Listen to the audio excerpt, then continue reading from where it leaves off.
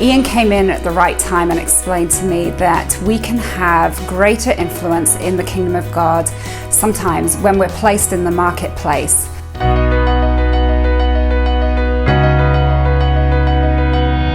I reconnected with Ian a few years back when my husband and I were still pastoring in Kansas, and shortly after that we came out of ministry, and it really left a gaping hole in my life, a question of how could I now serve God? I'd spent 20 years as a pastor's wife, and previous to that helping my dad plant churches, and just couldn't see beyond the four walls of a church.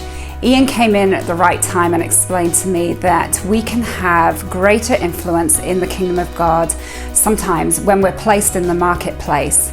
And so after a couple of years of him training us and teaching us, I went back to school and got my real estate broker's license. And in 2018, we opened our brokerage here in Austin, Texas.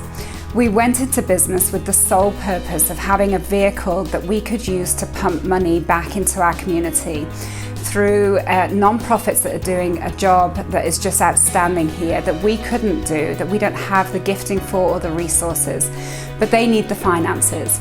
And so in our first year, we were able to give back $40,000 to those non-profits.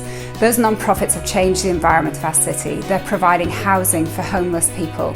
They're providing housing for severely disabled children and adults.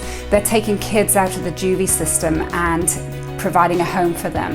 They're changing the face of the foster care system here in Texas. They're just doing an amazing job.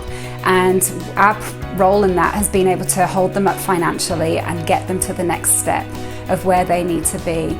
And so in our second year, we're really hoping that God will bless us and we'll be able to double that giving. So thank you, Ian. Thank you for opening our eyes to greater options where God can use us. Thank you for teaching us and for showing us options outside the walls of a church that can bless our community and bring the kingdom of God right into the places where we live and work.